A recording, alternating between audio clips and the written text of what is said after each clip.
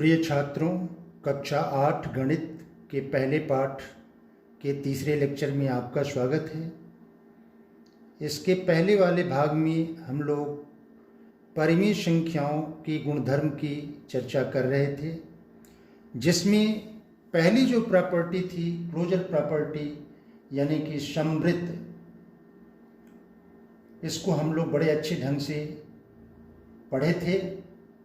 दूसरी प्रॉपर्टी है परिमेय संख्याओं के क्रम विनिमयता।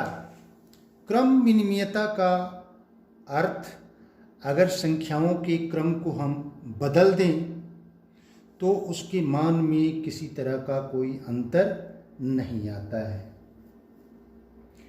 अब भिन्न भिन्न संख्याएं हैं और उन संख्याओं को लेकर के हम विभिन्न संक्रियाओं के अंतर्गत यह जानने का प्रयास करेंगे कि क्रम विनिमय है या नहीं।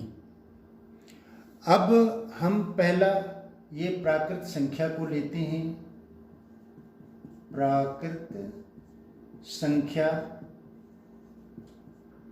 संख्या हमने बताया था कि जो गिनती की संख्याएं होती हैं वो प्राकृत संख्याएं होती हैं, जैसे 1, 2, 3, 4, 5 डैश डैश डैश, ये प्राकृत संख्याएं हैं। अब योग के अंतर्गत हमें यह जांचना है, योग के अंतर्गत, कि प्राकृत संख्याएं योग के लिए क्रम विनिमय है या नहीं। इसी तरह से व्यवकलन के लिए हम जांचेंगे, गुणन के लिए जांचेंगे, भाग के लिए जांचेंगे। तो सबसे पहले योग के लिए, अब इसमें से कोई भी दो प्राकृत संख्या हम लें, सपोज कर लें एक 3 है और दूसरा 5 है, तो योग के अंतर्गत हमें चेक करना है कि ये क्रम विनिमय है कि नहीं। तो यहाँ पे 3 और इसके बीच में हम प्लस लगा दें तो 3 + 5 ये बराबर कितना आएगा, 8। अब इसके क्रम को बदल दें। क्रम को बदलने का मतलब कि 3 के स्थान पर 5 को कर दें और 5 के स्थान पर 3 को, यानी कि इसको फिर लिखें हम 5 + 3, तो फिर ये कितना आएगा, 8 ही आएगा। इसका मतलब ये हुआ कि अगर इनके क्रम को बदल करके जोड़ रहे हैं तो इसके मान में कोई परिवर्तन नहीं आ रहा है। इसका मतलब ये हुआ कि प्राकृत संख्याएं योग के लिए, योग के अंतर्गत क्रम विनिमय हैं। प्राकृत संख्याएं योग के लिए क्रम विनिमय हैं। यहाँ पे ये जो टेबल बनाया हुआ है, इस टेबल में आपको ये लिखना है कि प्राकृत संख्याएं योग के लिए क्रम विनिमय हैं कि नहीं, व्यवकलन के लिए क्रम विनिमय है कि नहीं, गुणन के लिए क्रम विनिमय है कि नहीं, भाग के लिए क्रम विनिमय है कि नहीं। तो हाँ या ना में आपको जवाब देना है।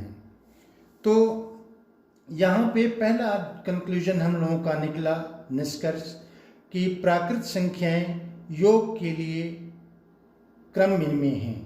प्राकृत संख्याएं योग के अंतर्गत क्रम विनिमय है।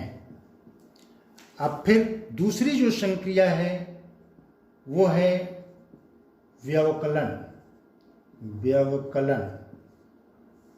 अब इस व्यवकलन के अंतर्गत हम ये जांचने का प्रयास करें कि प्राकृत संख्याएं व्यवकलन के अंतर्गत क्रम विनिमय है कि नहीं। इसकी भी क्रिया हम वैसे ही करेंगे। प्राकृत संख्याओं में से कोई भी दो संख्या लेंगे और एक उनका अंतर निकालेंगे, फिर उनके क्रम को बदलेंगे, फिर उनका अंतर निकालेंगे। अगर दोनों स्थिति में समान आता है तब तो व्यवकलन के लिए क्रम विनिमय होगा, और नहीं तो नहीं होगा। अब चलें देखें, एक सपोज कर लें एक प्राकृतिक संख्या 7 है और दूसरा 5 है। तो 7 में से 5 घटेगा तो कितना आएगा, 2।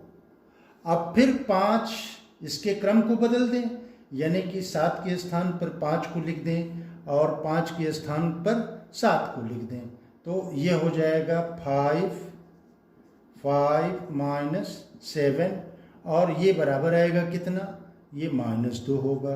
कैसे, यहाँ पे एक प्लस और एक माइनस है, तो बड़े वाले में से छोटे वाले को घटाते हैं, 7 में से 5 घटाएंगे 2 आएगा। बड़े वाले के साथ कौन सा चिन्ह है, ऋण का चिन्ह है, इसलिए आंसर में हम 2 लगाएंगे। तो यहाँ पे हम क्या देख रहे हैं कि क्रम को बदलने के बाद उनके मान बदल जा रहे हैं, यानी कि प्राकृत संख्याओं में योग के लिए क्रम विनिमय, ये योग नहीं, व्यवकलन के लिए, व्यवकलन के अंतर्गत क्रम विनिमय नहीं है। तो कंक्लूजन ये निकला। अच्छा, यहाँ पे अभी हम लोगों ने देखा था पहला कि प्राकृत संख्याएं योग के अंतर्गत क्रम विनिमय है, तो यहाँ पे हम लिखेंगे हाँ। फिर दूसरे वाले में अभी हम लोगों ने देखा कि व्यवकलन के लिए क्रम विनिमय नहीं है, तो यहाँ पे लिखेंगे नहीं। और निष्कर्ष हमारा क्या निकला कि प्राकृत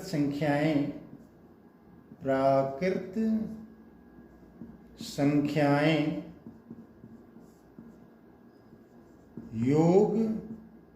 योग नहीं, व्यवकलन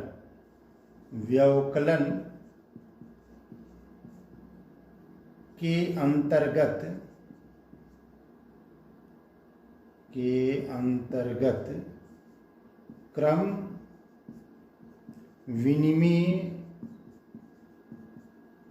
क्रम विनिमय नहीं है। ठीक है। अब तीसरा जो हमारी संक्रिया है वो है गुणन। अब इसको भी हम चेक करेंगे। प्राकृत संख्याओं में से कोई भी 2 संख्या लेंगे, फिर उनको गुणा करेंगे, फिर उनके क्रम को बदलेंगे। अगर मान में कोई अंतर नहीं आता है तो इसका मतलब ये हुआ कि प्राकृत संख्याएं गुणन के लिए क्रम विनिमय हैं। तो यहाँ पे देखें, एग्जाम्पल लें। ये सपोज कर लें एक संख्या 3 है, दूसरी संख्या 7 है, तो 3 में 7 का गुणा करेंगे तो 3 सत्ते 21 आएगा। अब इसके क्रम को बदल दें, 7 गुणे 3 कर दें तो ये भी 21 आएगा। तो हम ये क्या देख रहे हैं कि अगर क्रम को बदल रहे हैं तब भी इसके मान में कोई अंतर नहीं आ रहा है। इसका मतलब क्या हुआ कि प्राकृत संख्याएं गुणन के लिए क्रम विनिमय हैं। तो यहाँ पे हम लिखेंगे हाँ। और निष्कर्ष क्या निकला? निष्कर्ष ये निकला कि प्राकृत संख्याएं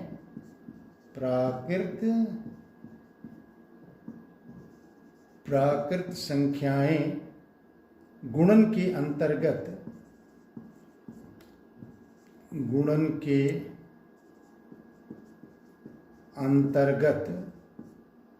क्रम विनिमय हैं। क्रम विनिमय हैं। अब चौथी जो संक्रिया है वो है भाग।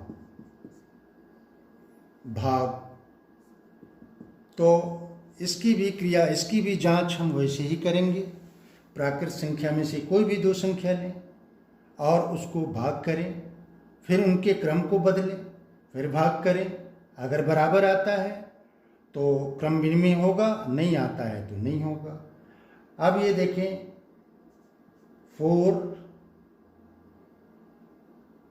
और 8, नहीं इसको ऐसे करें, 8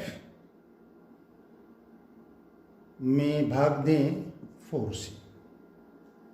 तो 8 में भाग देंगे 4 से तो फिर ये कितना होगा, 4 2 जा 8, यानी कि 4 दूनी 8, 2 आएगा। फिर 4 भागे 2 करें तो 4 भागे 2 करेंगे तो ये 4/2 हो जाएगा। नहीं, गलत हो रहा है, ये क्रम को बदलेंगे ना, तो 4 यहाँ पे आएगा और भगे 8 यहाँ होगा।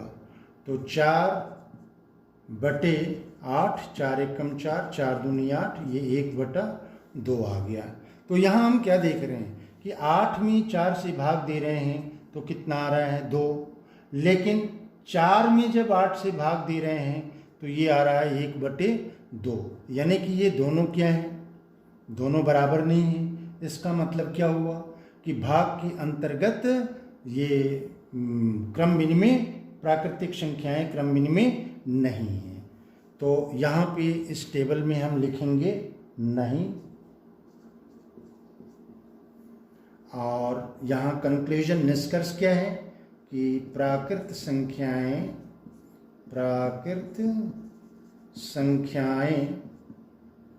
भाग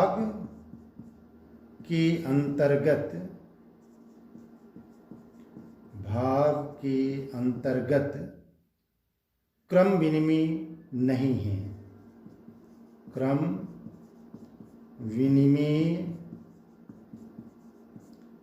विनिमय नहीं है। ठीक है। अब ये तो रहा प्राकृत संख्याएं। अब हम पूर्ण संख्याओं, ठीक इसी तरह से पूर्ण संख्याओं के अंतर्गत ये जानने का प्रयास करेंगे कि ये जितनी भी संक्रियाएं हैं कौन कौन, योग, व्यवकलन, गुणन, भाग के अंतर्गत क्रम विनिमय है कि नहीं है। तो दूसरा जो संख्याओं का समूह है वो है पूर्ण संख्याएं।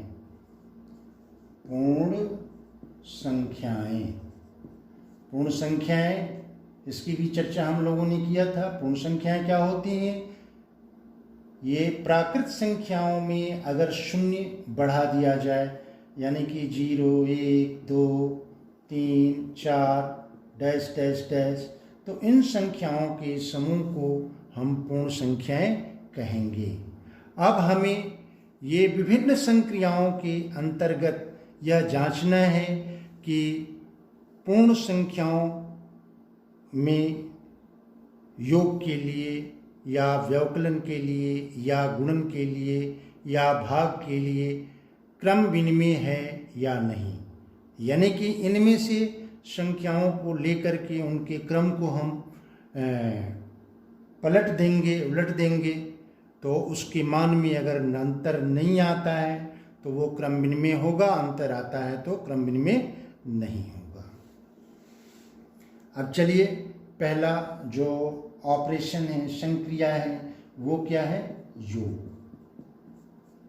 अब योग के लिए हम देखें, इसमें से कोई भी दो संख्या हम लें।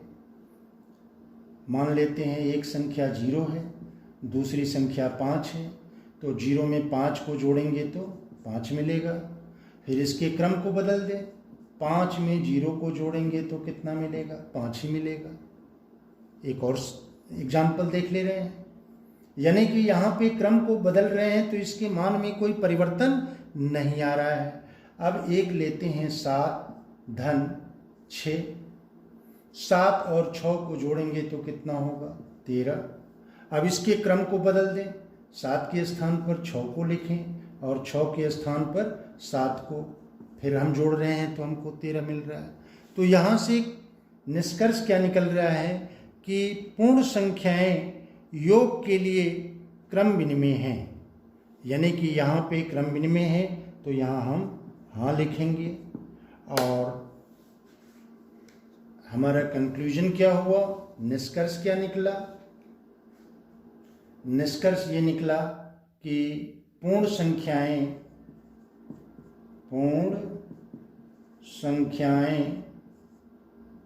योग के अंतर्गत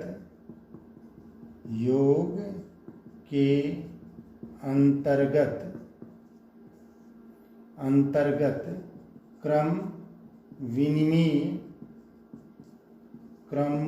विनिमय है। ठीक है। अब इसके बाद दूसरी जो संक्रिया है वो क्या है? व्यवकलन, यानी कि घटाव, सब्ट्रैक्शन। व्यवकलन। अब इसको चेक करने के लिए फिर हम इसमें से कोई दो संख्या लें। सपोज कर लें एक 3 है और दूसरा 5 है, तो 5 में से 3 को हम घटाएंगे तो फिर कितना मिलेगा? 2। अब इसके क्रम को बदल दें, तो क्रम को बदलेंगे तो 3 ऋण 5 हो जाएगा। अब इसको घटाएंगे तो हमको कितना मिलेगा? -2। अब यहाँ हम देख रहे हैं कि ये दोनों स्थितियों में मान इसके बराबर नहीं आ रहे हैं, तो इसका मतलब ये हुआ कि पूर्ण संख्याएं व्यवकलन के अंतर्गत क्रम विनिमय नहीं हैं। तो यहाँ पे हम लिखेंगे नहीं, और यहाँ निष्कर्ष क्या होगा कि पूर्ण संख्याएं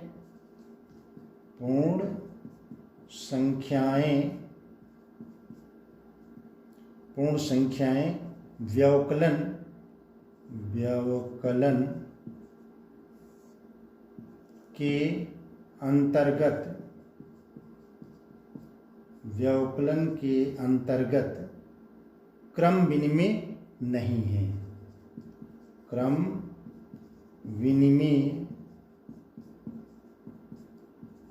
विनिमय नहीं है। ठीक है। अब तीसरा जो ऑपरेशन है, संक्रिया है, वो है गुणन। तो इसको चेक करने के लिए हम पुनः इसमें से कोई दो संख्याएं लेते हैं। पूर्ण संख्याओं में से मान लेते हैं कि एक है 3 और दूसरा है 5। तो 3 और 5 का हम गुणा करेंगे तो फिर कितना मिलेगा? 15। फिर इनके क्रम को बदल करके गुणा करें तो 5 × 3 ये बराबर कितना होगा? 15। तो हम देख रहे हैं कि अगर इनके क्रम को बदल रहे हैं तो इनके मान में कोई अंतर नहीं आ रहा है। इसका मतलब ये हुआ कि पूर्ण संख्याएं गुणन के अंतर्गत क्रम विनिमय हैं। तो है, तो यहाँ पे हम हाँ लिख दें, और कंक्लूजन क्या हो जाएगा? कंक्लूजन ये होगा कि पूर्ण संख्याएं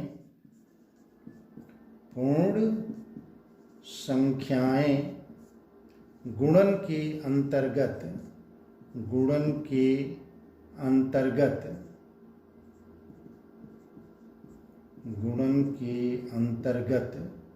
क्रम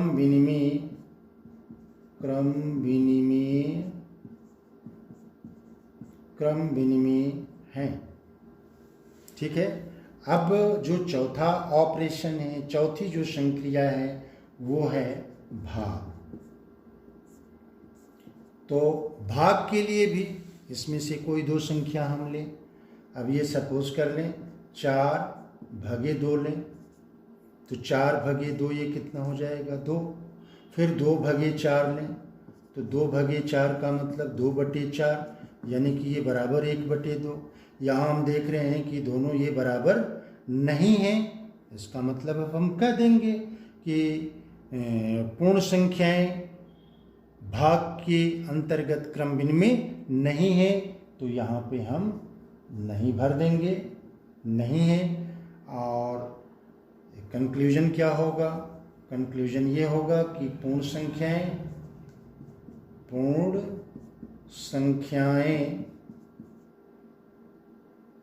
भाग के अंतर्गत